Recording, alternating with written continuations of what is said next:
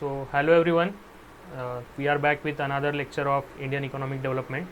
We have started the series yesterday, and now we are back with the second lecture.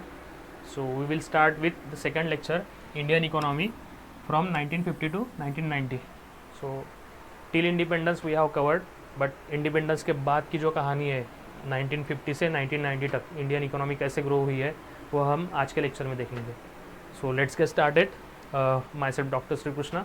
I have secured AIR of 155 in the recently concluded CSE examination.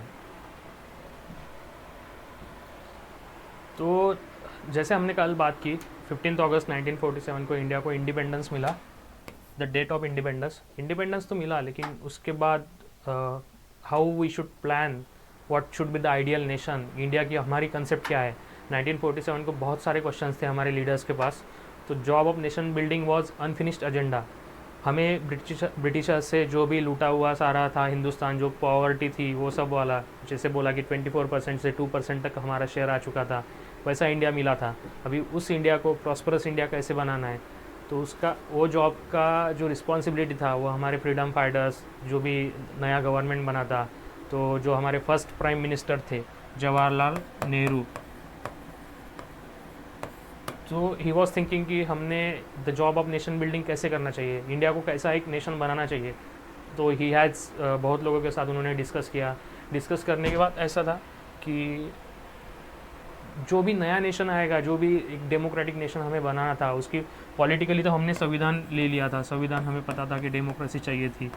Society हमारी थी थोड़ी modernise नहीं थी, society थोड़ा backward oriented हमारा society का nature था. तो उसके सोशल चेंजेस लाने थे.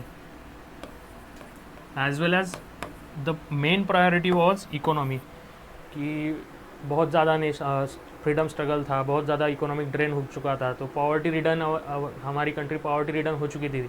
इसको प्रॉस्परस कैसे बनाना है, तो उसके लिए इकोनॉमी सबसे ज़्यादा इम्पॉर्टेंट था. तो इकोनॉमी कैसे प्लान करना है, तो जैसे हमने कल देखा कि इकोनॉमी मतलब क्या रहता है.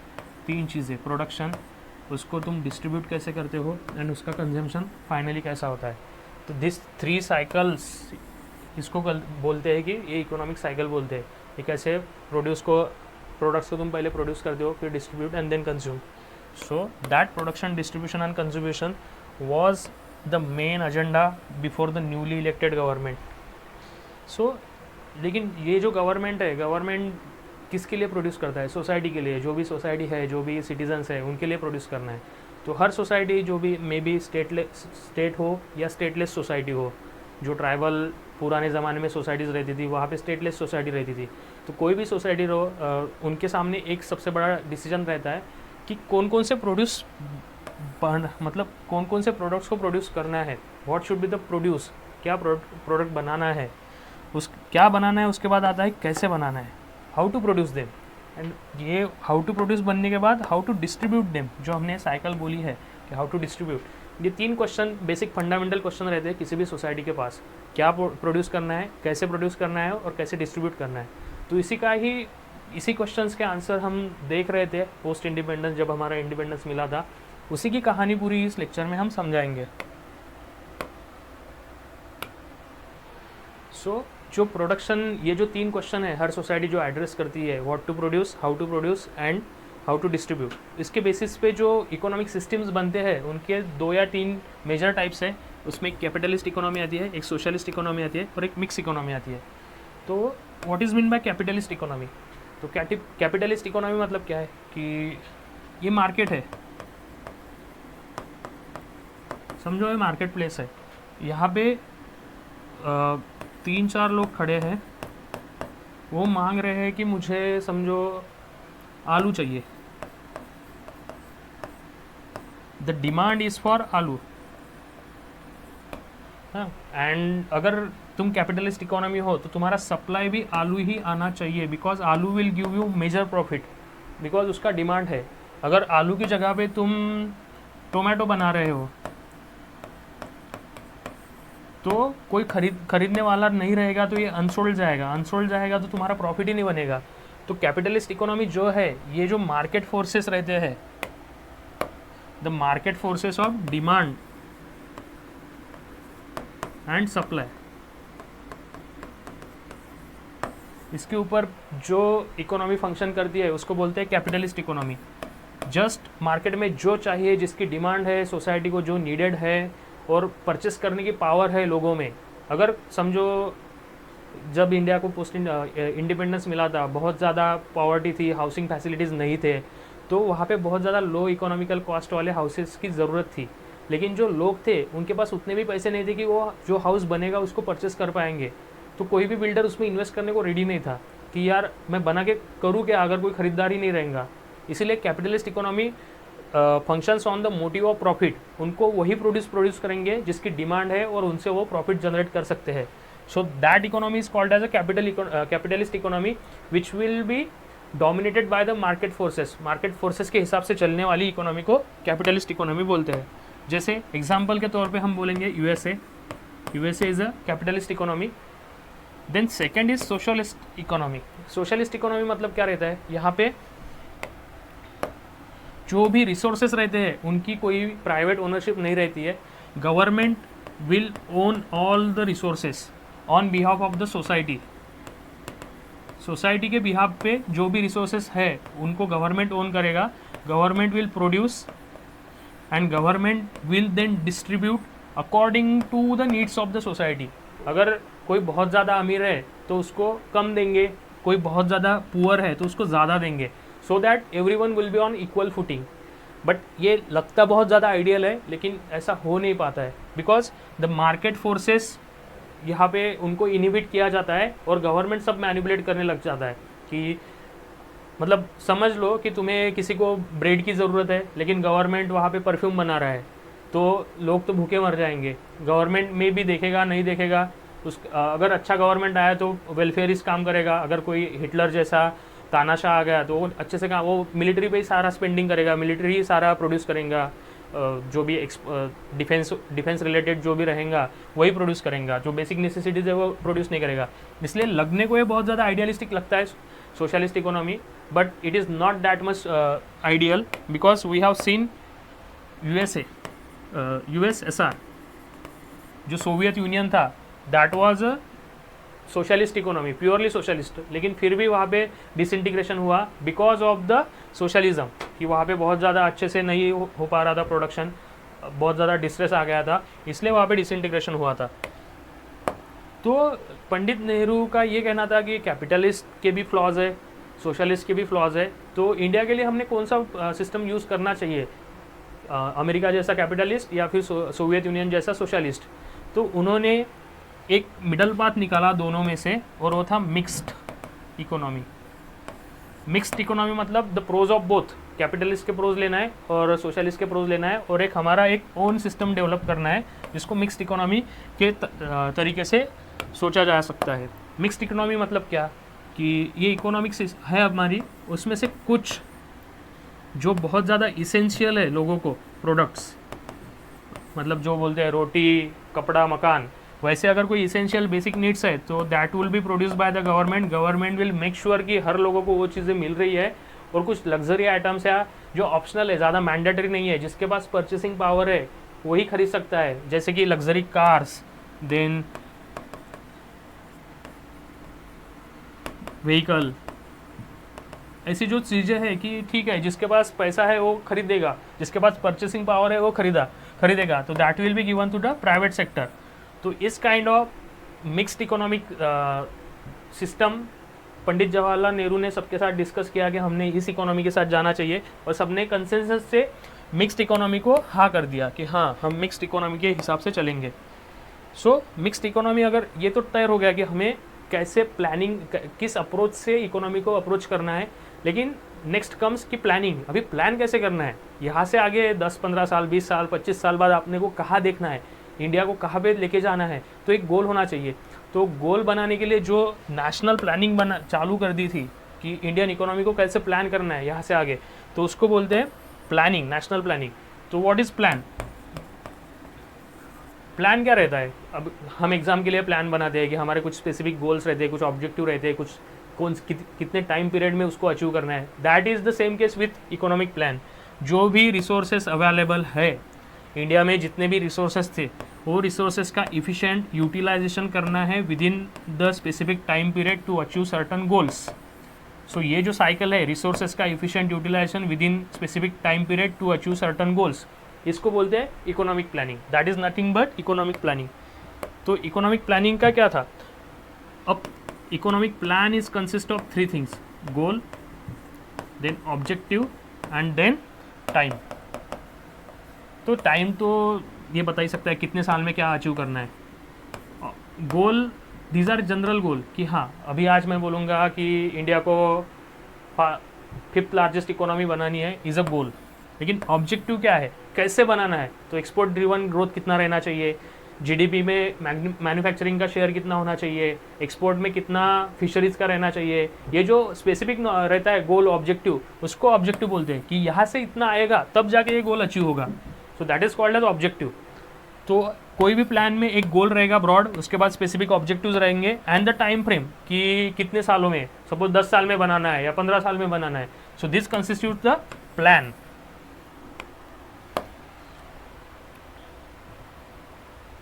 तो ऐसे इंडिया की जो प्लानिंग चालू हुई थी उसको 5 year plans, this man, this great man is called, his name is PC Mahalanobis, he is called as the statistician man of India.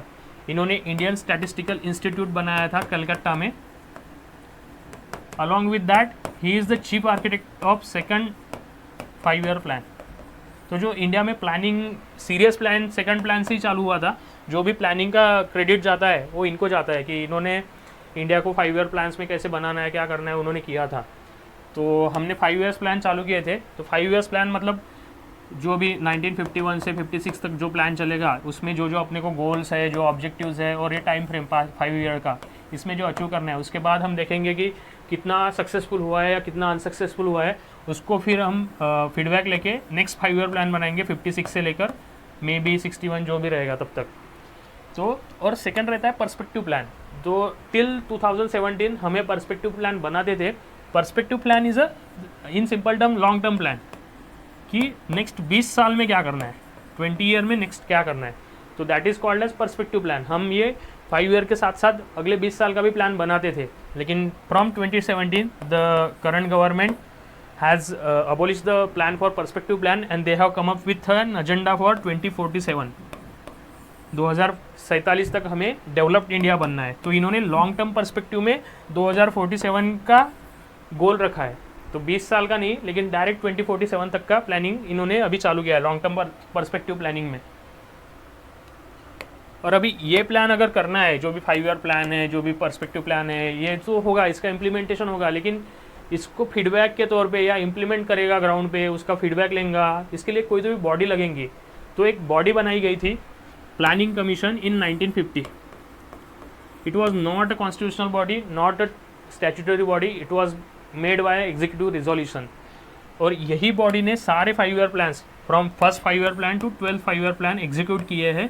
And in 2014 when the government change, the government abolish planning commission and come up with new think tank called as NITI Aayog, national institute for transforming India, NITI Aayog, आप सबको पता ही होगा।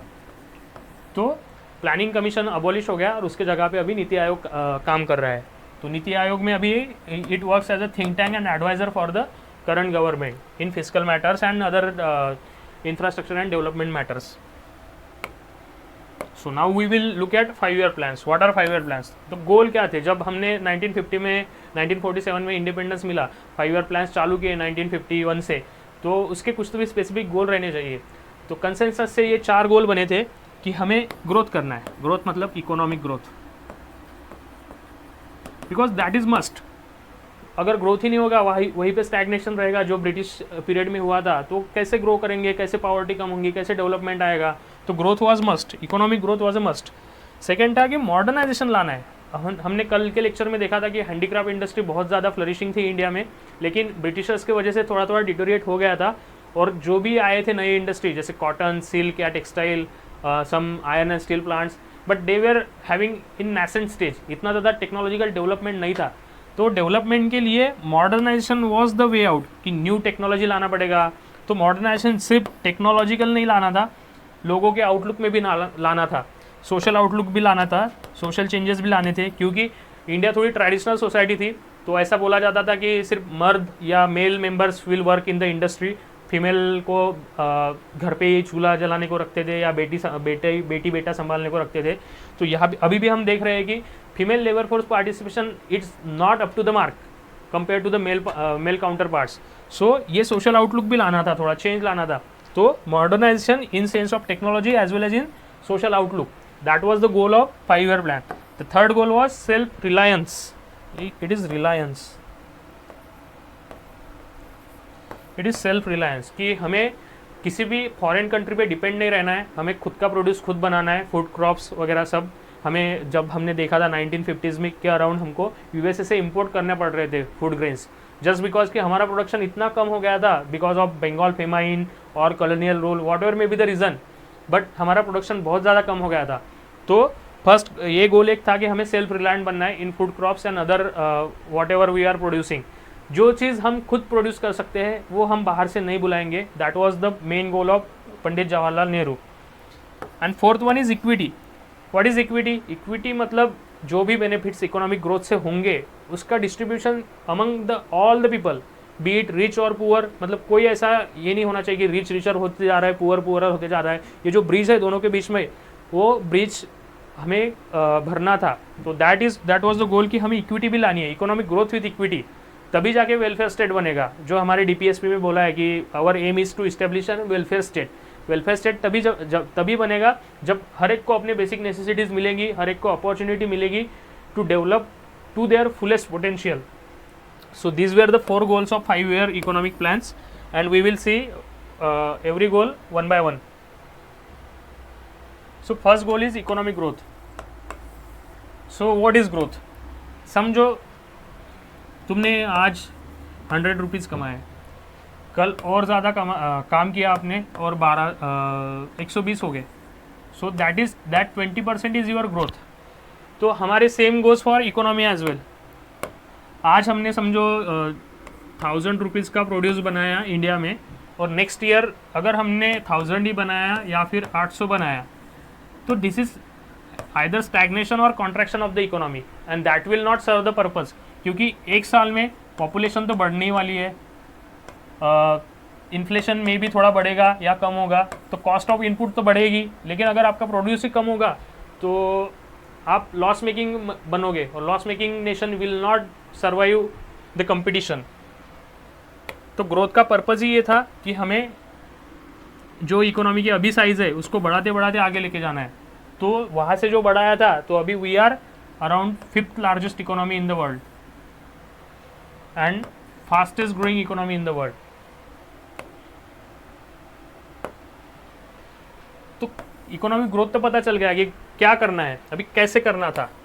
तो कैसे करने के जो 2-3 pointers थे वो यहाँ पे है कि किसी भी ग्रोथ को अगर बढ़ाना है तो हमें उसका इंक्रीजिंग प्रोडक्टिव कैपिटल, कि समझो कल मैंने बोला था कि गन्ने का जूस बनाने वाली कैपिटल मशीन अपने पास अवेलेबल नहीं थी। समझो आज अपन ने एक गन्ने की मशीन लगा दी और यहाँ से रोज़ 100 गन्ने से जूस बनता है। तो अगर हमने ये एक मशीन की जगह पे 2 मशीन लगा दी तो रोज़ 200 गन्ने का जूस निकलेगा। So that way you can increase the production and that will lead to growth. तो increase productive capital can lead to growth. Second is increase supporting services. Supporting services मतलब क्या है कि ये खेत है, समझो एक खेत से गन्ना आ रहा फॉर द मशीन, तो एक गन्ने में लाने के लिए एक ही ट्रक था पहले। तो अगर एक ट्रक आ रहा है तो रोज़ वो थोड़ा ही लाएगा, 100 ही गन्ने ला सकता है, लेकिन हमने एक ट्रक की जगह पे 2 ट्रक लगा दिए तो 200 गन्ने आएंगे। 200 गन्ने plus 2 machines, that will lead to increase economic growth. तो सपोर्टिंग सर्विसेज मतलब जो भी है ट्रांसपोर्ट, ट्रेड, कम्युनिकेशंस, ये अगर हमने बढ़ाई तो that will lead to increase reduce logistic cost and increase production. Third is increase efficiency. अगर हमने जो मशीन है, ये एक मशीन लगाई है जो रोज़ 100 गन्ने का प्रोडक्शन कर सकते, गन्ने से जूस निकाल सकती है। इस मशीन की हमने मोटर इंक्रीज़ की, मोटर कैपेसिटी अगर इंक्रीज़ की, तो ये एक ही मोटर अगर दिन में 200 गन्ने का जूस निकाल सकती है, तो एक ही मशीन से 200, तो दूसरी मशीन से 200, तो दैट विल लीड टू 400। रोज़ 400 गन्ने का हम जूस निकाल सकते हैं। So this is called as efficiency. Same machine से, सेम टेक्नोलॉजी से कितना ज़्यादा प्रोडक्शन निकाल सकते हैं, that is called as efficiency. Same labour में, सेम इन्वेस्टमेंट में ज़्यादा से ज़्यादा प्रोडक्शन निकालना, that is called as efficiency. So how, ये हमें पता है कैसे कर सकते हैं कि कैपिटल बढ़ा लो, मशीन्स बढ़ा लो, सपोर्टिंग सर्विसेज बढ़ा लो, इफिशियंसी बढ़ा लो। तो ठीक है, अभी ग्रोथ तो हम बोल रहे हैं कि ये सब करने से ग्रोथ होगा, लेकिन ग्रोथ को मेजर कैसे करेंगे, हाउ टू मेजर ग्रोथ, कि ग्रोथ है क्या। हमने तो देखा कि जो 100 था उसको अगर 12 से बना तो ग्रोथ, लेकिन इतनी बड़ी इंडिया की इकोनॉमी, इतना बड़ा डोमेस्टिक प्रोडक्शन रहेगा, उसके ग्रोथ को मेजर कैसे करते हैं। तो मेजर करने की जो कंसेप्ट है, जिसको हम बोल सकते हैं यूनिट है मेजर करने का, उसको बोलते हैं GDP. It is called as gross domestic product, GDP. तो जीडीपी के हिसाब से हम बोल सकते हैं कि कौन सा कितना प्रोडक्शन हुआ है। जीडीपी कहाँ से आता है, जीडीपी की डेफिनेशन ही यही है कि whatever the goods and services which are produce in the domestic in the territory of India within an year, that is called as GDP, gross domestic product of that year. And this gross domestic product comes from three major sectors. As I have already stated in the yesterday's class, there are sectoral classification, structural classification of the economy. It considers of three domains: agriculture, industry and services. तो ये तीनों से जो भी मिलके आता है, it is called as, इसका जो बोलेगा 100%, दिस इज जीडीपी। तो अभी जो करंट इंडिया का सेक्टरल कंपोजिशन है, उसमें एग्रीकल्चर 18% है, इंडस्ट्री 26% एंड सर्विसेज 56%। एंड ये जीडीपी कैसे कैलकुलेट करना है, इसके डिफरेंट मेथड्स कैसे कैलकुलेट करने के, that we will look in another NCERT, that is macroeconomics. उसमें हम ये नेशनल इनकम कैसे कैलकुलेट करना है, ये सारी चीज़ें समझ लेंगे। Now moving forward, the second goal was modernisation. तो मॉडर्नाइजेशन क्या है, मॉडर्नाइजेशन मतलब we are adopting newer technologies, new kind of thought, जो थॉट प्रोसेस है वो बदल रहे हैं, so as to increase our standard of living as well as the economic output of the country should be increase. तो ये modernisation के लिए मैंने ऑलरेडी बोला है कि your modernisation can be anything, economic modernisation, social modernisation, political modernisation. अगर political modernisation बोलेंगे तो हमने डेमोक्रेसी अडॉप्ट किया था पोस्ट इंडिपेंडेंस, तो this is nothing but a modernisation concept. I am not saying about westernisation, I am saying about modernisation. Modernisation मतलब जो आगे चल के बहुत ज़्यादा फेमस, आगे चल के बहुत ज़्यादा इफिशिएंट और लोगों के बेनिफिट के लिए कंसेप्ट रहेगी, उसको मॉडर्नाइजेशन बोलते हैं। और westernisation is kind of imitation of the western world like America and Europe. Second is social. Social में हम बोल सकते हैं कि जैसे मैंने बोला कि वुमेन्स को भी इक्वली ट्रीट करना, उनको the main sharing the burden of domestic work, women working equally with male in the economic sector. This is nothing but social outlook change होता है। और इकोनॉमिक में क्या है, हम बोल सकते हैं कि नई नई टेक्नोलॉजी आ गई, टेक्नोलॉजी आ गई तो इफिशियंसी बढ़ गई, इफिशियंसी बढ़ गई तो इकोनॉमिक प्रोडक्शन बढ़ गया, and that will lead to economic growth. So this is what called as modernisation. Modernisation चाहिए क्यों था, हमने देखा है कि from ancient time, medieval time, India में बहुत ज़्यादा रिसोर्सेज थे, लेकिन उसका यूटिलाइजेशन इतना इफिशिएंटली नहीं किया जा रहा था। इतने सारे लैंड ट्रैक्ट्स थे, इतना ज़्यादा था, लेकिन प्रोडक्टिविटी बहुत ज़्यादा लो थी। अभी भी हम इतनी ज़्यादा लैंड होने के बाद भी सरप्लस नहीं थे हमारे पास, फूड सरप्लस नहीं था। So that's why we needed modernisation to increase our economic output. How, कैसे करना था, तो इसके लिए ये था मॉडर्नाइजेशन हमें कैसे करना है।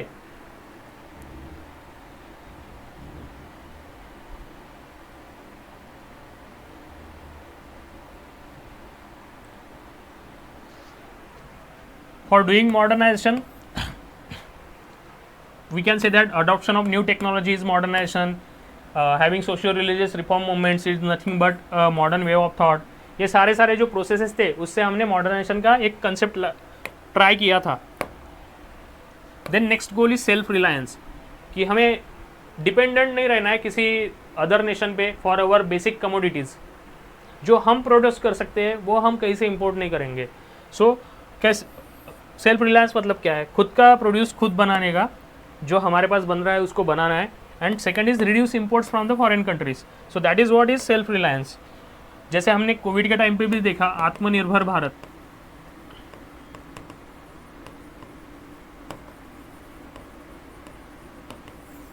It is nothing but a promotion for self reliant during the Covid time. It has some differences with the economic planning of 1950s, but somewhat it is थोड़ा थोड़ा मोटा मोटा Aatmanirbhar Bharat is related to self reliance. क्यों करना था self reliance? Because देखो जब हम 1947 में आज़ाद हुए थे तो हमारे पास फॉरेन एक्सचेंज बहुत ज़्यादा कम था, हमारे बहुत ज़्यादा डेब्ट थे टुवर्ड्स द कॉलोनियल रूलर्स, हमें उनको सेटल करना था। फॉरेन एक्सचेंज जो भी हम ट्रेड करेंगे फॉरेनर्स के साथ, उसके लिए जो एक्सचेंज में लगता है गोल्ड या सिल्वर, वो हमें बहुत ज़्यादा कम था। अगर फॉरेन एक्सचेंज कम रहा तो देयर इज़ अ पॉसिबिलिटी कि हमें किसी दूसरे नेशन से लोन लेना पड़ेगा, और वो लोन लिया तो that foreign country will dictate our domestic policies. वो बोलेंगे कि नहीं नहीं नहीं, तुम फूड क्रॉप्स मत प्रोड्यूस करो, तुम ऑटोमोटिव कार्स ही बनाओ, क्योंकि हमें वो चाहिए। अगर कोई हमें लोन दे रहा है तो that they will dictate their conditions on us, वो फोर्सफुली हमें बताएंगे, and that forceful dictation may lead to threat to our sovereignty. जो हमने इतना ज़्यादा मेहनत करके स्वतंत्रता कमाई थी, उसके ऊपर भी थ्रेट आ सकता था अगर हम किसी दूसरे कंट्री से फॉरेन एक्सचेंज में लोन लेके कुछ तो भी करते थे तो। So that was the reason कि हमारे जो फोर फादर्स थे उनका विजन ये था कि the first thing we need to do is self reliant India, हमें बहुत ज़्यादा सेल्फ रिलायंट बनाना है इंडिया को। तो कैसे करना था सेल्फ रिलायंट? गोल तो बना लिया कि सेल्फ रिलायंट बनाना है, लेकिन इतना ईजी तो नहीं है, हलवा तो नहीं है। तो कैसे करना है? तो the main thing, as I have already said, the sectoral composition of economy lies agriculture, manufacturing and service sector. तो एग्रीकल्चर में क्या, और इंडिया में ये तो बहुत ज़्यादा डोमिनेंट था, अराउंड इंडिपेंडेंस के टाइम 57%, और मैन्युफैक्चरिंग अराउंड 24%। तो ये जो दो सेक्टर थे यही बहुत ज़्यादा डिक्टेट करने वाले थे इंडियन इकोनॉमी। तो इसके लिए दो पॉलिसीज़ लाई थी, first is green revolution for agriculture and second is industrial policy for manufacturing sector. तो ये दोनों पॉलिसीज़ हम वन बाय वन देखेंगे in the later slides. For now concentrate on the fourth goal of 5 year economic plans. The fourth goal was equity. Equity क्या है कि जैसे मैंने बोला कि ब्रिज कम करना है from the poor and the rich people. What is equity? Equity is welfare for all, सबको सारे बेसिक नेसेसिटीज मिलने चाहिए। They should get an opportunity to develop their according to their fullest potential, that is nothing but equity. क्यों चाहिए था? तो जैसे हमने देखा कि इंडिया इज अ कंट्री, जितनी भी पॉपुलेशन है वो किसी भी मतलब रिच या पुअर पीपल के लिए सेम, सबके लिए इंडिया ही था, लेकिन स्टैंडर्ड ऑफ लिविंग सबका डिफरेंट था। कोई ताजमहल बना रहा था तो कोई झोपड़ी में झुग्गी में सो रहा था। So that's why to improve the standard of living we needed equity. Along with that the benefits of equity will have a spillover effect on the society. अगर सब लोगों को इक्वल बेनिफिट्स मिलने लग गए या फिर सब लोगों के बेसिक नेसेसिटीज कंप्लीट हो रहे, तो people will have trust in the government, people will have trust in the process, people will trust the process of democracy, they will elect good leaders and वो leaders कल जाके govern करेंगे। so that will have a peaceful and organized society, कोई social chaos नहीं रहेगा। अगर बहुत ज़्यादा inequality रही तो लोगों के प्रति बहुत ज़्यादा असंतोष रहेगा, they will revolt, and revolt होने के बाद we know कि how we on the same year our neighboring state Pakistan has also got independence, but they still haven't got any prime minister who serve for total 5 years। That is because कि उनके कहीं तो भी planning में गड़बड़ी थी। They do not have that much welfarist approach, उनके stagnation रहा है। दैट उसकी वजह से बहुत ज़्यादा सोशल रिवॉल्ट चलते रहते हैं, पॉलिटिकल रिवॉल्ट चलते रहते हैं। We do not wanted that to happen in India. That's why our fourth goal of 5 year economic plan was equity. So this concludes our 4 goals of 5 year economic plans. Now we will move to next. तो ये 5 goals तो हमने 4 goals तो हमने set कर लिए कि हमें ग्रोथ लाना है, मॉडर्नाइजेशन करना है, सेल्फ रिलायंट बनना है एंड इक्विटी लाना है। तो कैसे लाएंगे? तो economy was the game changer. इसमें इकोनॉमी से ही कर सकते हैं हम सब लोग, सबका स्पिलओवर इफेक्ट इकोनॉमी से ही जाएगा। और इकोनॉमी के सेक्टरल चेंजेस क्या थे, अपने डोमेन्स क्या थे? Agriculture, manufacturing and services. तो अगर हमें कुछ बहुत ज़्यादा 4 गोल अगर कंसिडर अचीव करने हैं तो स्ट्रक्चरल चेंजेस लाने की ज़रूरत थी। Because under the British rule for 200 years हमारा एग्रीकल्चर एंड मैन्युफैक्चरिंग, हमने पिछले लेक्चर में देखा था, बहुत ज़्यादा स्टैग्नेट एंड लेस डाइवर्सिफाइड था। तो उस वजह से अगर वहाँ से कुछ जंप करना है या वहाँ से इम्प्रूवमेंट करना है तो स्ट्रक्चरल मेजर बहुत ज़्यादा चेंजेस लानी ज़रूरी थी। कोई जैसे चल रहा है वैसे चलने देते तो कुछ भी बदलने वाला नहीं था। कुछ चीज़ें बदलने के लिए कई रेडिकल स्टेप्स भी लेने पड़ते हैं। So that radical steps were taken by the government of that period. उसमें वन बाय वन हम देखेंगे from each agriculture, each economic sector. तो फर्स्ट इज एग्रीकल्चर। एग्रीकल्चर में तब प्रॉब्लम्स क्या थे eight the time of independence? Problems क्या क्या थे? फर्स्ट इज ग्रोथ ही नहीं थी, लो ग्रोथ थी, या फिर आई कैन से दैट डिटोरिएशन भी था, कॉन्ट्रैक्शन भी हो रहा था। हमने कल ही देखा कि कैसे जो इंटरमीडिएट थे, ज़मींदारी वगैरह, वो ज़्यादा इन्वेस्टमेंट नहीं करते थे, and that lead to low productivity in the agriculture. Agriculture में से प्रोडक्टिविटी बहुत कम हो गई थी।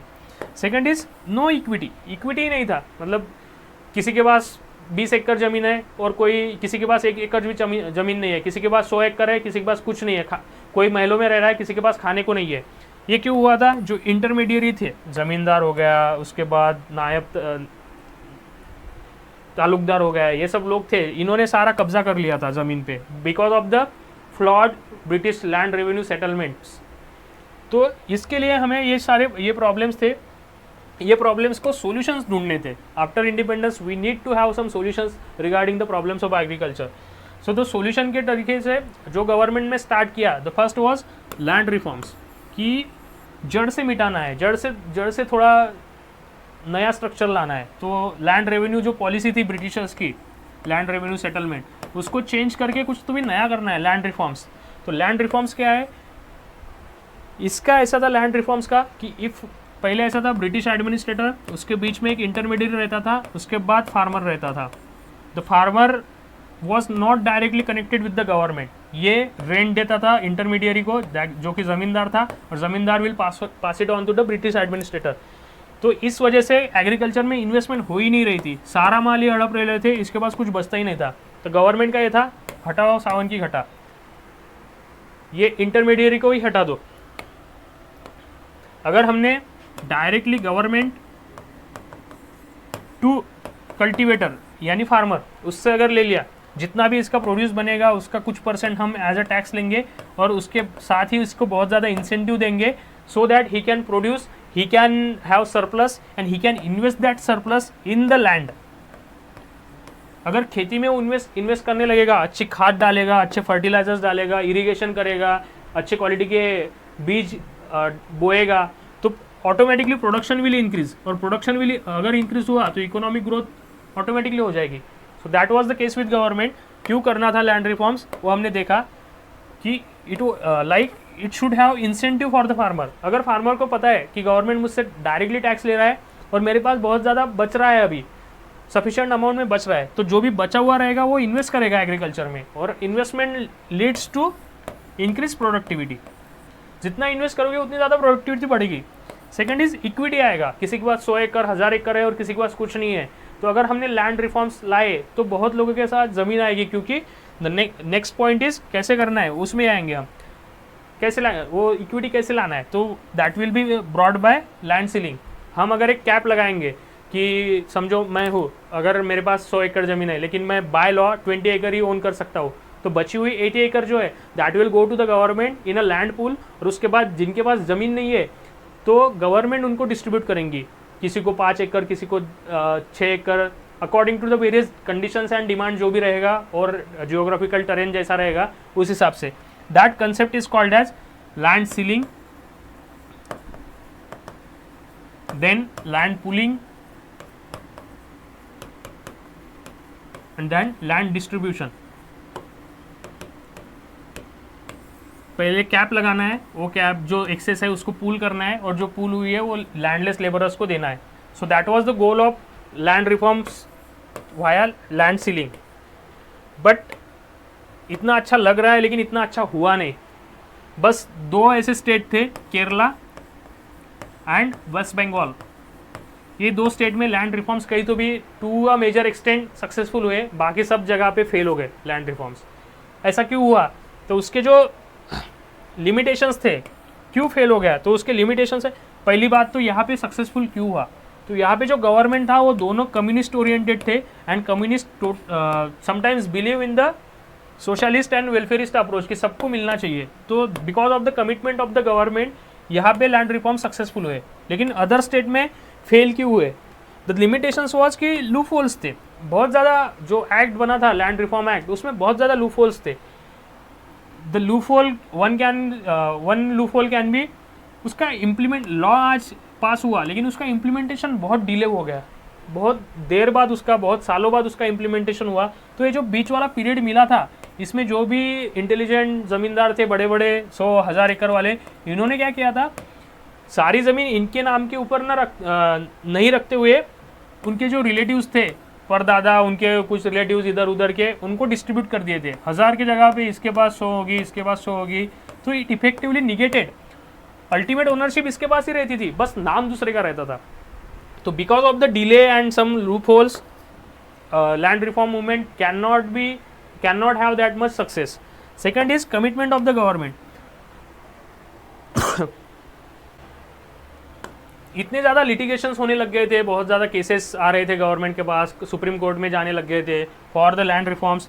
तो गवर्नमेंट ने चालू तो बहुत इंथुजियाज्म के साथ किया था कि हमें लैंड रिफॉर्म्स लाएंगे, इतना अच्छा देश बनाएंगे, ये बनाएंगे, लेकिन considering the majority of the litigations, इतने ज़्यादा लिटिगेशंस आ रहे थे कि गवर्नमेंट थोड़ा कमिटमेंट में कम हो गया, पॉलिटिकल उन्होंने प्रेशर्स के अंडर कमिटमेंट दिखाना कम कर दिया। And land reforms has still now been an unfinished agenda. आज भी लैंड रिफॉर्म सक्सेसफुल नहीं है। तो there is a demand for second land reforms 2.0 कि अभी तो सेकंड वेव ला लो लैंड रिफॉर्म्स की, because inequality is still rising in India. The second solution was green revolution. So what is green revolution? Green revolution is nothing but using high yield varieties of cereals like rice and wheat along with pesticides, insecticides plus irrigation to increase the productivity of the land. मतलब 1 एकड़ land है, उसमें से पहले suppose 5 quintal धान निकल रहा था, अभी उसमें हमने बीज बदला, हाई यील्ड वेराइटीज़ ला ली, इरिगेशन करना चालू किया, फर्टिलाइजर्स दे दिए, तो अब उसमें से 5 की जगह 10 होगा या 15 होगा।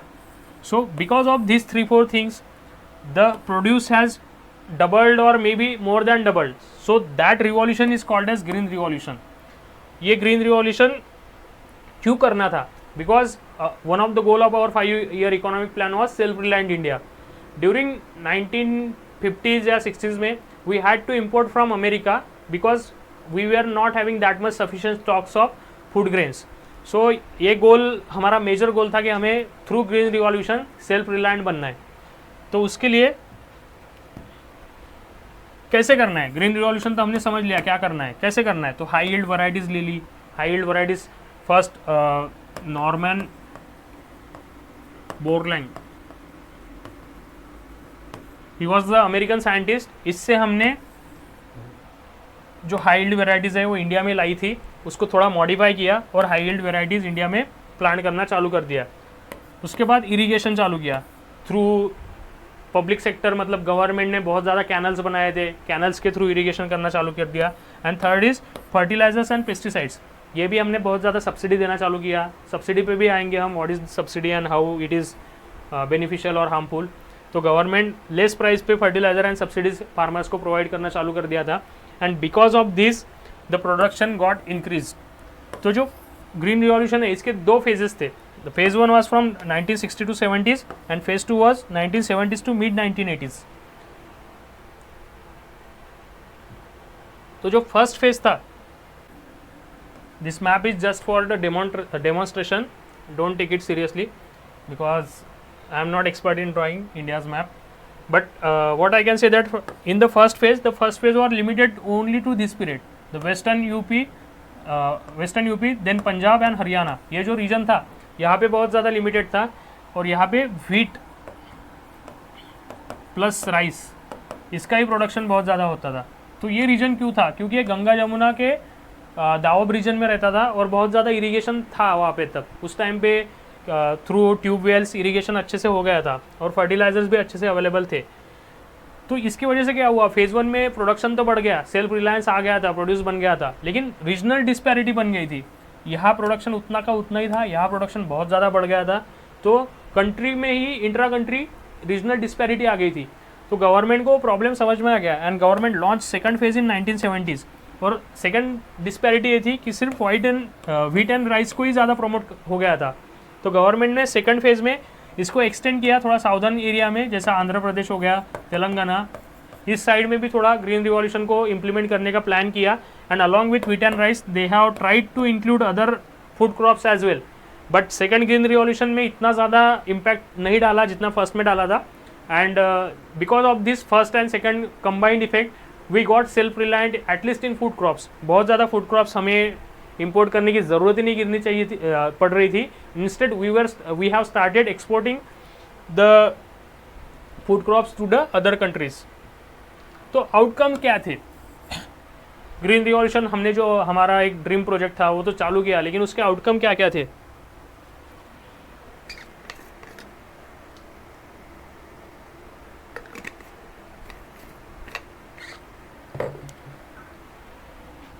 पॉजिटिव आउटकम और बोथ पॉजिटिव निगेटिव, किसी भी चीज़ का अगर करोगे तो कुछ ना कुछ पॉजिटिव निकलेगा, कुछ ना कुछ निगेटिव निकलेगा। The positives well self sufficient हो गए थे, अभी किसी से कुछ इंपोर्ट करने का ज़रूरत नहीं था, उल्टा हम दूसरे देशों को प्रोवाइड कर रहे थे, तो सेल्फ सफिशिएंट तो आ गई थी। Second is marketed surplus. Then what is surplus? Suppose मेरी फैमिली है, मेरी फैमिली में 4 मेंबर है, मेरे घर 4 एकड़ खेती है, 4 एकड़ में से जितना भी प्रोड्यूस किया, इतना सारा प्रोड्यूस किया, इसमें से इतना मुझे लगा ये मेरे फैमिली को लगने वाला पोर्शन है, और ये जो बचा है इसका मैं क्या करूँगा? ये तो मैं जाके मार्केट में बेचूंगा ना, घर पे रख के क्या करूँ इसका? जो भी खुद का होने के बाद, खुद का पेट भरने के बाद जो भी बचता है वो मार्केट में जाके जब हम बेचते हैं तो उसको बोलते हैं मार्केटेड सरप्लस। ये जो मार्केटेड सरप्लस है, why it is more important? This marketed surplus will bring exchange. ये पैसा लाएगा फॉर द फार्मर। ये जो पैसा आएगा इसमें से कुछ पैसा वो खुद के एक्सपेंसेस के लिए खर्च करेगा, बच्चों को कपड़े लेगा, स्कूल में डालेगा, या घर बनाएगा, या फिर गाड़ी लेगा, और जो बचा है, जो भी जितना है, वो खेती में फिर से इन्वेस्ट करेगा। यहाँ पे बहुत ज़्यादा मॉडर्न टेक्नोलॉजी लाएगा, ट्रैक्टर लेगा, या फिर कोई दूसरी नई टेक्निक से एग्रीकल्चर लगेगा। तो that will lead to increase investment in agriculture, which in turn will lead to increased productivity, which in turn will lead to economic growth. That was the goal of our 5-year plan. So a cycle है, marketed surplus will lead to economic growth. Third is buffer stock. So why it is important to have a buffer stock? First of all, what is buffer stock? Buffer stock मतलब ये एक farmer है, दूसरा farmer है, तीसरा farmer है, इनको घर में इतना इतना लग रहा है, और जो बचा हुआ सब है वो उन्होंने मार्केट में लाया, जो भी बचा है वो मार्केट में लाया, और मार्केट में सपोज ये सारा पोर्शन मार्केट में किसी ना किसी ने ख़रीद लिया, जिनके पास खेती नहीं है, जो ट्रेडर्स है, इन्होंने खेती ले लिया, और इतना बचा हुआ है। तो ये बचा हुआ जो भी है that will B purchase by the government. Government इसको परचेस करेगी और एक वेयर हाउस में स्टोर करके रखेगी। ये स्टोर करके रखेगी एंड ऐसा सड़ने के लिए स्टोर नहीं करेगी। That will be stored for any exigencies. अगर समझो अगले 2-3 साल बारिश नहीं हुई, इंडिया में बहुत ज़्यादा मानसून डिपेंडेंट है, 2-3 साल अगर बारिश नहीं हुई तो सबके पास तो प्रोड्यूस नहीं बनेगा। अगर नहीं बना तो फिर इसमें से निकलेगा, वो मार्केट में जाएगा या फिर directly to this farmers and the consumers, उनको जाएगा। तो ये जो स्टॉक गवर्नमेंट बना के रखता है कि अगर कोई अनफोर्सिन कंडीशन आ गई, कोई वॉर हो गया, कोई नेशनल इमरजेंसी आ गई, या फिर मानसून की वैगरीज आ गई, तो तब जो सबको कोई डिस्ट्रेस में नहीं जाना चाहिए, इसलिए जो स्टॉक बना के गवर्नमेंट रखती है इसको बोलते हैं buffer stock. Because of marketed surplus और जो भी बचा कुचा था वो सब बफर स्टॉक में जाता था, तो हमारा बफर स्टॉक भी अच्छे से बन गया था। Buffer stock is like insurance कि अभी तो नहीं चाहिए लेकिन कभी भी इसकी ज़रूरत पड़ सकती है। सो these are the positives of green revolution: self-sufficiency, marketed surplus and buffer stocks. Second, what were the negatives because of the green revolution? बहुत ज़्यादा negatives भी थे green revolution के effect. First is increase cost of input. एक farmer था, कुछ नहीं करता था पहले, जो भी मतलब पहले साल उसने ज्वार डाली थी, वो ज्वार में से 10 किलो हो गई समझो, तो 5-8 किलो बेच देगा, 2 किलो रखेगा अगले साल फिर से बोने के लिए। तो ये जो 2 किलो है नेक्स्ट ईयर फिर से डालेगा, उसमें से ही जो प्रोड्यूस निकलेगा वो निकला। So the cost of input की जो खर्चा था वो बहुत ज़्यादा कम था, पहले के ही ग्रेन्स थे वही यूज़ कर रहा था, फिर से कोई ज़्यादा इरिगेशन करना नहीं था, कोई फर्टिलाइजर्स डालने नहीं थे, घर के ही बैल थे उनसे ही काम करना था, तो कॉस्ट ऑफ इनपुट जो जा रहा था वो बहुत कम था। लेकिन विद ग्रीन रिवॉल्यूशन प्रॉब्लम क्या हुआ, कॉस्ट ऑफ इनपुट बढ़ गया। क्यों बढ़ गया? हाई यील्ड वेराइटीज़ लेने लग गए जो कि कॉस्टली थे। सेकंड, इरिगेशन करना था, तो वो इरिगेशन करने के लिए वाटर बिल आएगा आपका, इनिशियल इन्वेस्टमेंट लगेगी इरिगेशन सेटअप करने के लिए। And third is power bill आएगा इलेक्ट्रिसिटी का। तो ये सारा, अपार्ट फ्रॉम दैट इंसेक्टिसाइड्स भी और फर्टिलाइज़र भी लेना है, इंसेक्टिसाइड्स भी लेना है। ये सारा इस वजह से क्या हो गया, प्रोडक्शन का कॉस्ट बढ़ गया। It increase the cost of production. Second is increase vulnerability. Vulnerability क्यों बढ़ी कि ये जो हाई यील्ड वेराइटीज़ थे ये बहुत ज़्यादा प्रोन थे फॉर पेस्ट अटैक, बहुत ज़्यादा पेस्ट के अटैक होते थे। And if the attack is not stop in its early stages then that will lead to reduce production and productivity. तो ये पेस्ट अटैक को कंट्रोल करने के लिए बहुत ज़्यादा फर्टिलाइजर्स यूज़ करने पड़ते थे। Second is high yielding varieties were water intensive, ये बहुत ज़्यादा वाटर डिमांड करते थे। तो अगर वाटर डिमांड कर रहे थे we need to provide it via irrigation, because कभी मानसून ज़्यादा गिरेगा कभी कम गिरेगा, that is not in our hand. So एक सस्टेनेबल सोर्स ऑफ वाटर देने के लिए इरीगेशन वॉज इंपॉर्टेंट।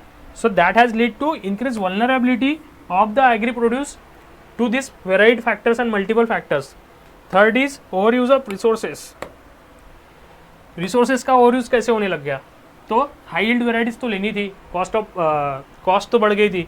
तो जो छोटे छोटे फार्मर्स थे उनके पास इतना पैसा ही नहीं था कि वो फर्टिलाइजर्स ले सकते हैं या फिर कोई हाई यील्ड वेराइटीज़ ले सकते हैं।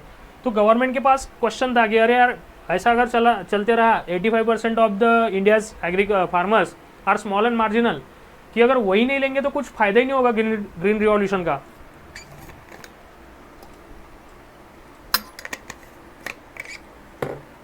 तो government has come up with a plan, government ने फिर से एक प्लान बनाया।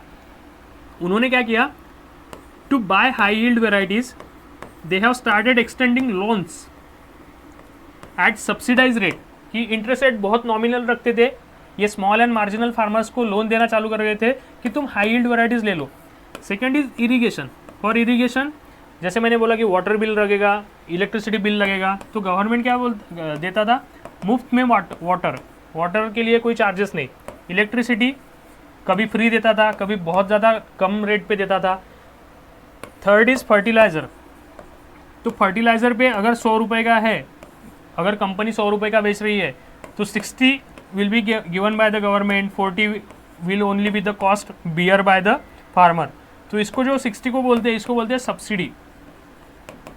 सो government started providing subsidy and loans to the farmers, small and marginal farmers, so that they will adopt the technologies like green revolution. So इसकी वजह से क्या हो गया, सब्सिडी मिल गई तो मतलब कम पैसे में बहुत ज़्यादा मिल रहा था, तो फार्मर्स, ह्यूमन टेंडेंसी है कम पैसे में ज़्यादा मिलेगा तो ज़्यादा से ज़्यादा लेंगे, बहुत ज़्यादा वाटर यूज़ करने लग गए अननेसेसरी, बहुत ज़्यादा फर्टिलाइजर्स यूज़ करने लग गए, बहुत ज़्यादा इलेक्ट्रिसिटी यूज़ करने लग गए। दैट लीड टू, और ये सारे रिसोर्सेज लिमिटेड है, ये कोई मतलब इनएग्जॉस्टिबल रिसोर्सेज नहीं है, these are exhaustible resources. That lead to over use of the resources which is not a good case. Because of the green revolution उसके हार्मफुल इफेक्ट आज भी पंजाब और हरियाणा रीजन में दिख रहे हैं, जो स्कारसिटी, वाटर स्कारसिटी हम देख रहे हैं, the cropping pattern has totally changed, that are the some negative effects of green revolution. हाँ, the fourth point is same, distortion of the cropping pattern. पहले मार्केट में सब कुछ मिलता था, मतलब किसान अपनी खेती में समझो 10 एकड़ खेती है तो उसमें 2 एकड़ गेहूँ लगाएगा, 2 एकड़ राइस लगाएगा, फिर उसके बाद सरसों लगाएगा या वेजिटेबल्स लगाएगा, फ्रूट्स लगाएगा, डिफरेंट वेराइटी प्रोडक्ट्स लगाता था। लेकिन क्या हुआ, बिकॉज ऑफ ग्रीन रिवॉल्यूशन और गवर्नमेंट का पुश था, सब्सिडी मिल रहा था, मार्केट में डिमांड थी फॉर व्हीट एंड राइस, उसका अच्छे ज़्यादा प्रोड्यूस मिल रहा था कंपेयर टू फ्रूट्स, वेजिटेबल्स और सरसों। तो सारे के सारे 10 एकड़ पे अभी सब ने व्हीट एंड राइस ही लगाना चालू कर दिया। तो because of the government policies and because of the market conditions the cropping pattern got distorted, सब लोग व्हीट एंड राइस को ही प्रोड्यूस करने चालू कर दिए। It has lead to cereal oriented cropping pattern. उसके अभी भी हमें कोई इल इफेक्ट्स दिख रहे हैं, डाइवर्सिफिकेशन है ही नहीं। मिलेट जो हम इतना मिलेट चिल्ला रहे हैं कि हम मिलेट इतना अच्छा है, मिलेट खा लो, लेकिन मिलेट का प्रोडक्शन अभी भी नहीं है नॉर्थ बेल्ट में। क्यों नहीं है? Because of rice and wheat, because of the green revolution in 1960s। Fifth is regional variation. जो मैंने पहले भी बोला कि इंडिया का जो जियोग्राफिकल लिमिट थी वो बहुत ज़्यादा कम थी, ऊपर ग्रीन रिवॉल्यूशन हो गया था, नीचे की साइड में ग्रीन रिवॉल्यूशन नहीं था। सो रीजनल वेरिएशन था, वेस्टर्न साइड में नहीं था, नॉर्थ ईस्ट साइड में नहीं था। So that has these are some of the negatives of green revolution. तो ये जो गवर्नमेंट में क्या एफर्ट्स लिए थे to make green revolution successful, वो मैंने पहले बोल दिया कि loans at low interest rate, subsidies for the fertilisers, water and power. So what is subsidy? मैंने पहले बोला कि 100 रुपीज़ का अगर फर्टिलाइजर लेना है, कंपनी 100 में बेच रही है, तो 60 rupees will be borne by the government, 40 will be the cost to the farmer.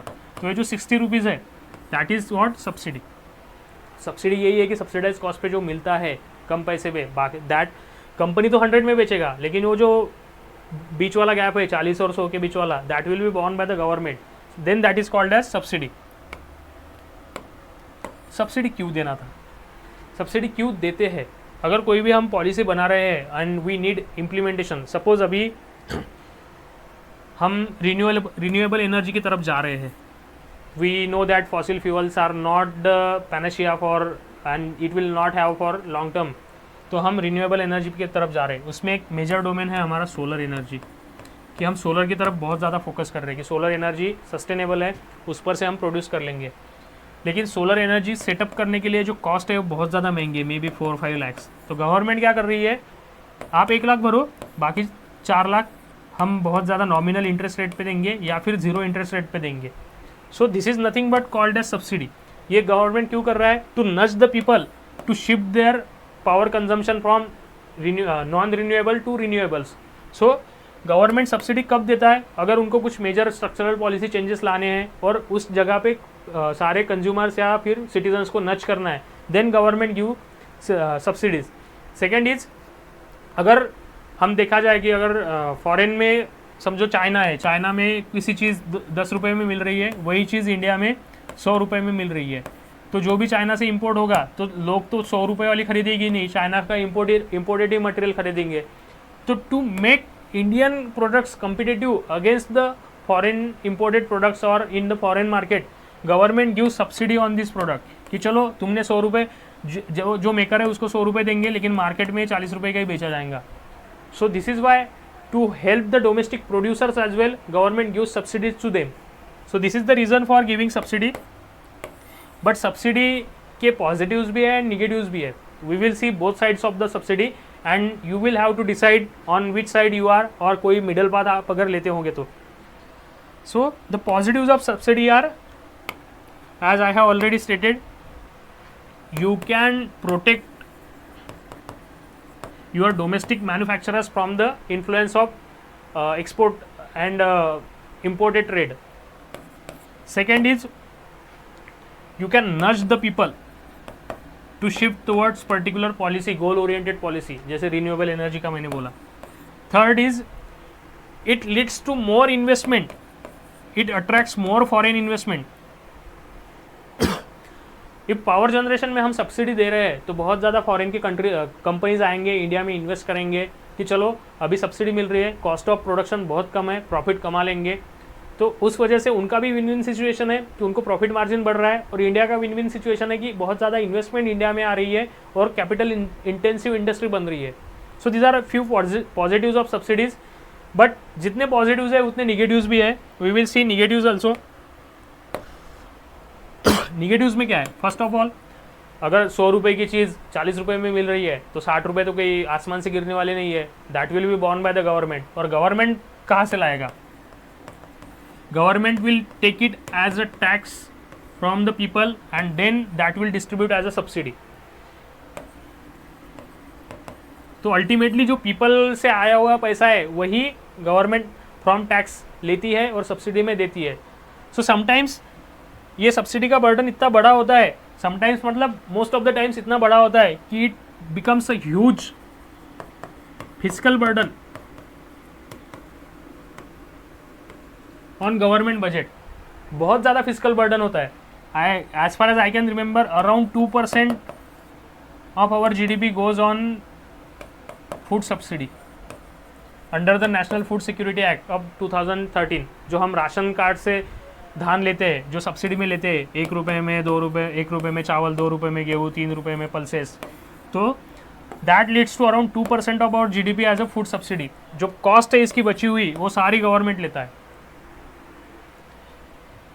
So that is one thing, it acts as a huge physical burden.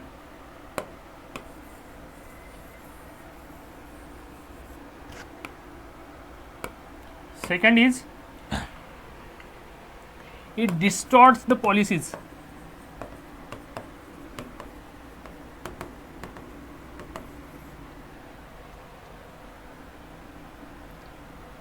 Suppose हम जो भी अभी सपोज मार्केट में डिमांड, जो भी मार्केट है वो demand and supply के प्रिंसिपल पे चलता है. अभी डिमांड है इलेक्ट्रॉनिक्स की, that is mobile, and government is giving subsidy for solar panels. तो जो भी मैन्युफैक्चरिंग यूनिट्स है, they will not invest in electronics और artificial intelligence per se, but they will invest more and more in solar panels. तो because of subsidy the investment in the solar panels, इसका production बढ़ेगा लेकिन इसका production घटेगा या फिर उतना ही रहेगा. सो because of subsidy it distorts the market conditions, the policies will distort the economic condition of the government of the country.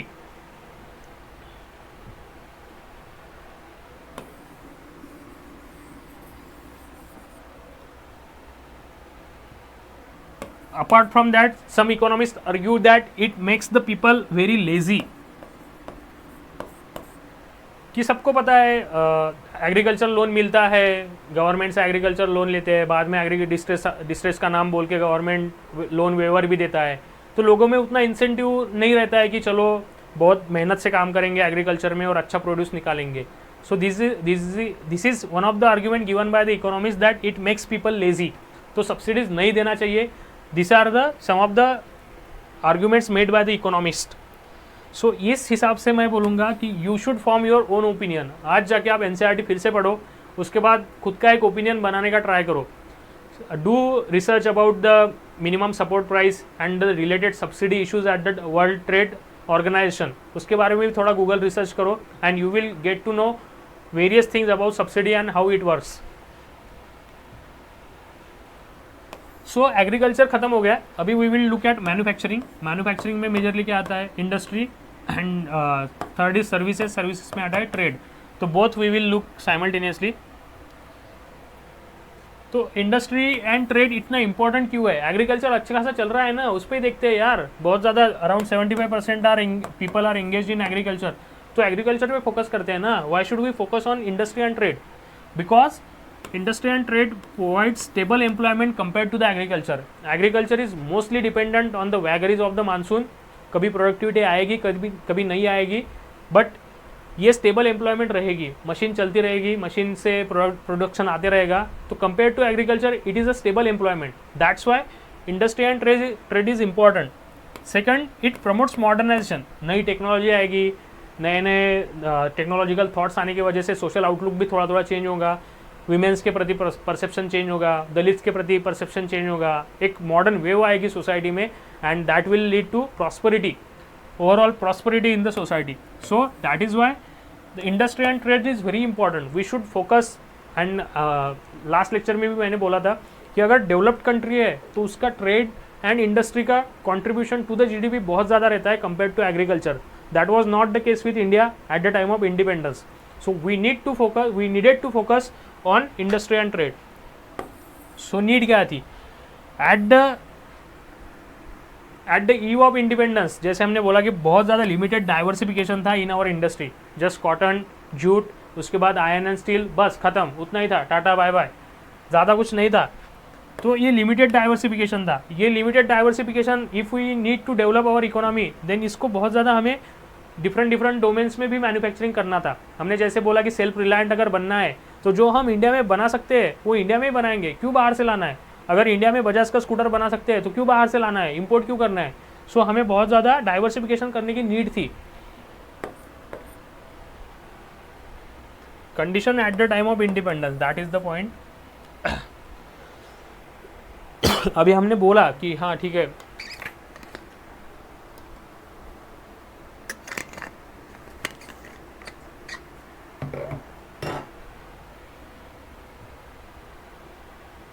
Industry and trade को फोकस करने की नीड क्या थी वो हमने देखा क्यों करना था, लेकिन अभी कैसे करना है, हाउ.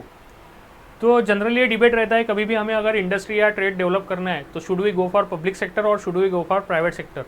तो पब्लिक सेक्टर क्या है और प्राइवेट सेक्टर क्या है. Public sector is something related to government, कि government will decide what should be produce, कैसे प्रोड्यूस करना है, कितना प्रोड्यूस करना है, क्या करना है. And private sector is decided by the market forces of demand and supply. So that is what कि public sector versus private sector. तो कैसे करना है उसका चल रहा था. तो our forefathers suggested that we are a nascent democracy and if we want to focus on industry और उसके अगर बेनिफिट्स सबको जाने चाहिए, अगर लास्ट माइल तक जाने चाहिए, तो we should be more public oriented rather than private oriented.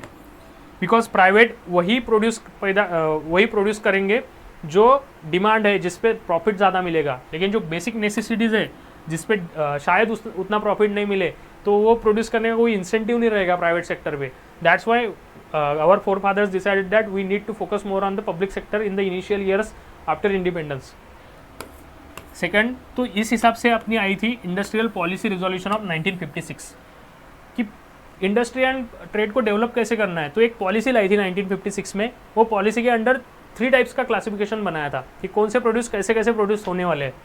तो the classification was, the first classification is these products will be exclusively produced by the government owned companies. Government public sector enterprises जो भी रहेंगे वही सिर्फ इतने produce कर सकते थे. May be the reason, may be one example I can give is defence products और एटॉमिक एनर्जी के रिलेटेड जो भी प्रोडक्ट्स थे, that can only be manufactured by the government.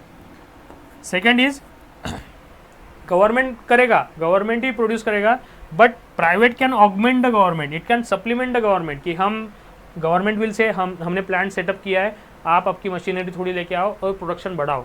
तो second category was private will supplement the government. And third was कि private को हमने एक लाइसेंस के बाद हमने एक परमिट उनको इशू किया कि हाँ तुम बना सकते हो, तुम ब्रेड बना सकते हो. तो वो परमिट के हिसाब से private will start production, their production, but उसके लिए भी लाइसेंस लगेगा. ऐसा फ्रीली कोई भी आके सेटअप नहीं कर सकता था. So that was the classification under IPR, Industrial Policy Resolution of 1956. The third goal of government was to develop small scale industries. What is small scale industries? These are the production units. इसमें एक बहुत ज़्यादा limited amount में investment रहेगी and उसके हिसाब से ही production रहेगा. So during that period the investment was up to 5 lakhs for one production unit. And as far as I can remember, the current limit is around I think 1 crore or 2 crore. Please check it, I am not very sure. And the recommendation for small scale industries was given by Karve committee in 1955.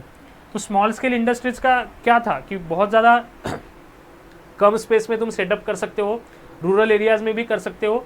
और small scale industries में बड़ी बड़ी machinery नहीं थी, छोटी छोटी machineries थी और बहुत ज़्यादा मैन्युअली लेबर्स को काम करना पड़ता था. तो it was a labour intensive, बहुत ज़्यादा लोग तुम एम्प्लॉय कर सकते थे. सो बहुत ज़्यादा रोजगार तुम गांव के लोगों को दे सकते थे through small scale industries. That's why government focused on small scale industries and that is in rural development. क्यों करना था? क्योंकि बहुत ज़्यादा एम्प्लॉयमेंट, ये लेबर इंटेंसिव है, बहुत ज़्यादा एम्प्लॉयमेंट मिलेगी और एम्प्लॉयमेंट मिलेगी तो रूरल डेवलपमेंट होगा. So that was the goal of government for small scale industries. Fourth is trade policy, कि हम अदर नेशंस के साथ हमारा ट्रेड कैसे चलेगा, उसकी पॉलिसी थी. सॉरी.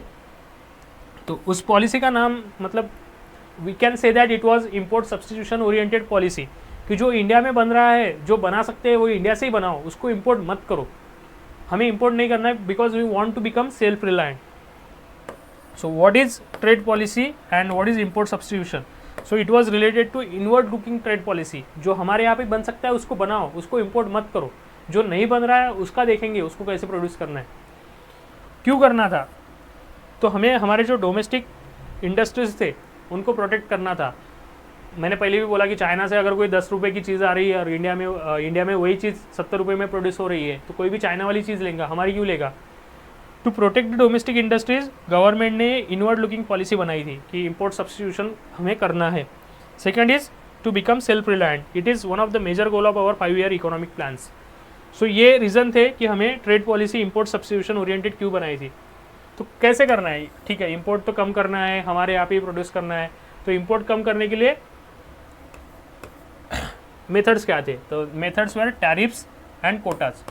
तो टैरिफ्स क्या है कि जो भी आएगा, समझो माय फेवरेट डायग्राम, जो भी प्रोड्यूस इंडिया में आएगा फ्रॉम फॉरेन कंट्री, तो उस पर यहाँ आने के बाद उस पर एक टैक्स लगेगा कि अगर ये 100 रुपये की है तो इस पर मे बी समझो 100% टैक्स लगा दिया, तो ये चीज़ यहाँ आने के बाद 200 रुपये की हो जाएगी, तो ऑटोमेटिकली ये महंगी हो जाएगी। तो it will disincentivise the consumers to buy this product. और अगर सेम प्रोडक्ट से रिलेटेड कोई हमारे यहाँ पे 150 में मिल रहा है, तो वो कंज्यूमर 150 वाला लेगा, ना कि 200 वाला। So the reason for tariffs to impose tax on the imported goods was that it will disincentivize the consumers to consume imported produce rather than buy the locally made produce.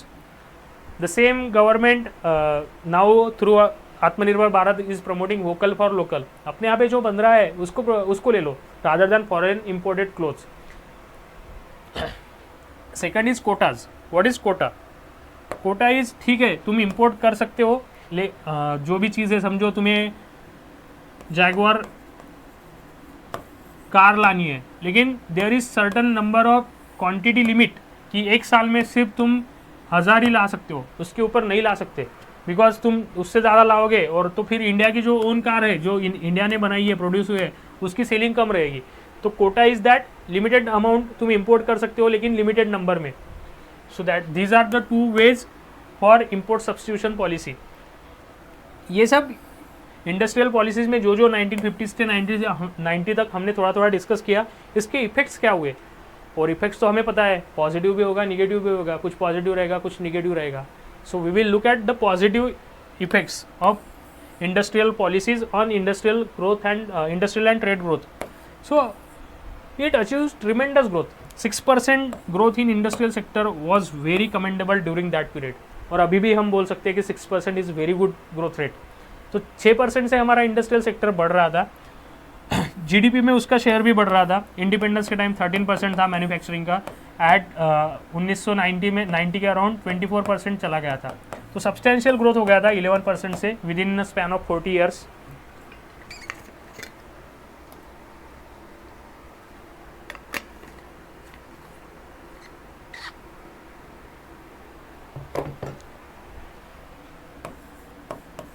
Forty years में 24% तक आ गया था। Apart from that diversification बहुत आ गया था।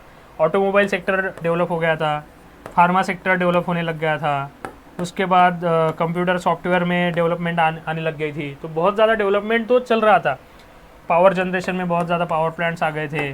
सो atomic energy के लिए हमने चालू किए थे, स्पेस रिसर्च में हम चालू कर लिए थे। तो बहुत ज़्यादा डाइवर्सिफिकेशन मैन्युफैक्चरिंग में आने लग गया था। बट इसके साथ साथ निगेटिव्स भी थे कुछ तो भी। तो हमने देखा कि गवर्नमेंट ने पब्लिक ओरिएंटेड मैन्युफैक्चरिंग को रखने का ट्राई किया, so that the basic necessities of all the people can be fulfilled. सबको जो मिलना है वो मिलना चाहिए। बट इसकी वजह से क्या हुआ कि गवर्नमेंट बहुत ज़्यादा पब्लिक सेक्टर पे फोकस करने लग गया। One I can remember is that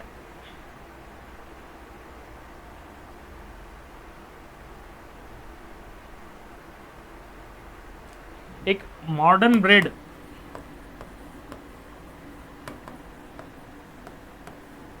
करके पीएसयू थी, पब्लिक सेक्टर एंटरप्राइज। ये क्या काम करती होगी? ये ब्रेड बनाती थी। अभी ब्रेड बनाने के लिए गवर्नमेंट की क्या ज़रूरत है? Private sector can produce. ये इतना ज़्यादा ये था कि 2000 आई थिंक 2001 में इसको प्राइवेटाइज किया। तब तक ये पब्लिक सेक्टर एंटरप्राइज था। एंड पब्लिक सेक्टर मतलब इफिशियंसी नहीं रहती है। अगर प्राइवेट सेक्टर का कोई बंदा है, अगर कोई कंपनी है, उसमें उसको पता है कि हाँ मुझे इतनी यूनिट्स बनाने हैं, इसके लिए 10 लेबर लगेंगे, और नेक्स्ट टाइम उसे पता है कि डिमांड ही इतनी नहीं है, मुझे यूनिट्स प्रोडक्शन यूनिट कम करने हैं, तो 5 ही बंदे चाहिए, तो ही विल फायर दैट 5 बंदे in a quick span of time कि हाँ तुम्हारा जो भी है पीएफ वगैरह और निकलो। लेकिन गवर्नमेंट में ऐसा नहीं रहता है, गवर्नमेंट में फायर करना बहुत ज़्यादा मुश्किल काम हो जाता है।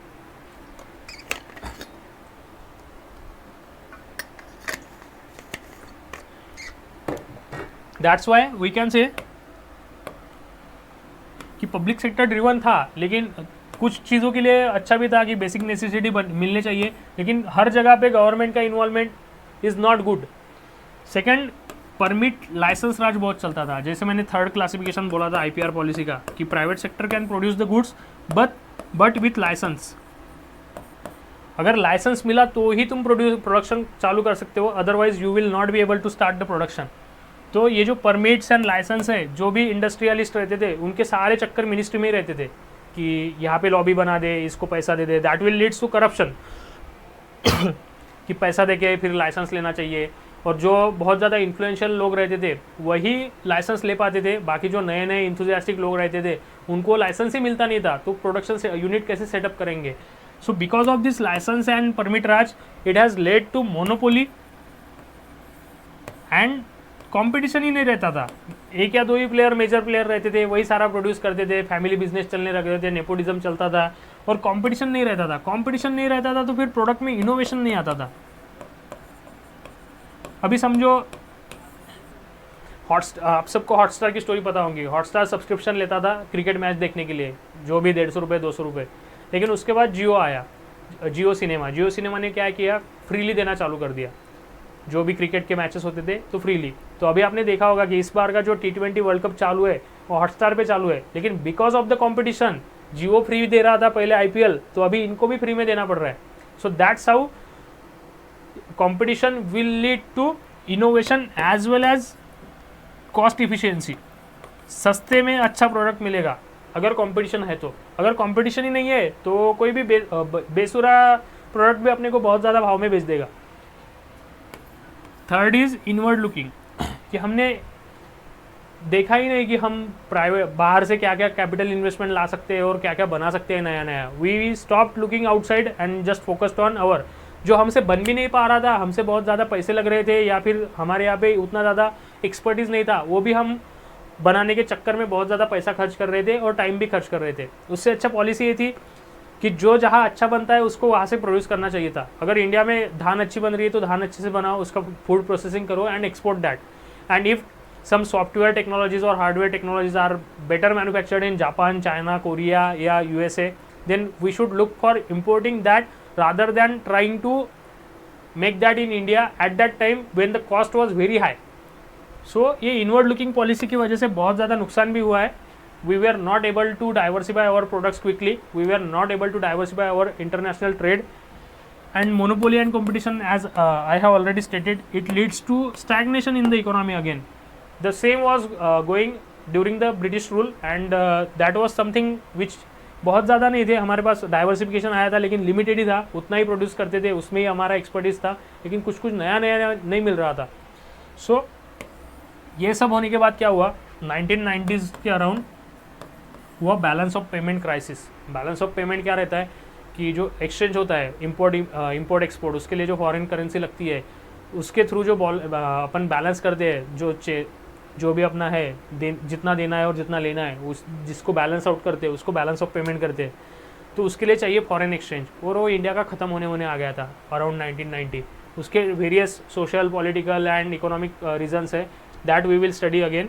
बट ये 1990 के अराउंड इतना क्राइसिस आ गया था कि इंडिया को लोन लेना पड़ा था फ्रॉम इंटरनेशनल मॉनेटरी फंड। ये एक इंटरनेशनल ऑर्गेनाइजेशन है जिससे इंडिया ने लोन लिया था, और जो लोन लिए थे तो उसकी अगेंस्ट कंडीशन ये थी कि इंडिया को खुद की जो इनवर्ड लुकिंग इकोनॉमी है उसको लिबरलाइज करना पड़ेगा। They should make it open for the foreign players. ये IMF की कंडीशन थी, और इंडिया इतना ज़्यादा स्ट्रेसफुल था उस टाइम पे कि उसको वो सारी कंडीशंस एक्सेप्ट करनी पड़ी। और फिर आ गए LPG reforms, liberalisation, privatisation and globalisation reforms in the India from in 1991।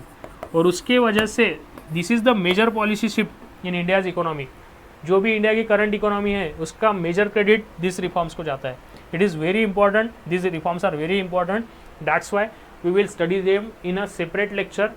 So this concludes our today's lecture. I hope you guys will find it helpful, and please do go back, read this NCERT and try to attempt the previous year questions from this topic.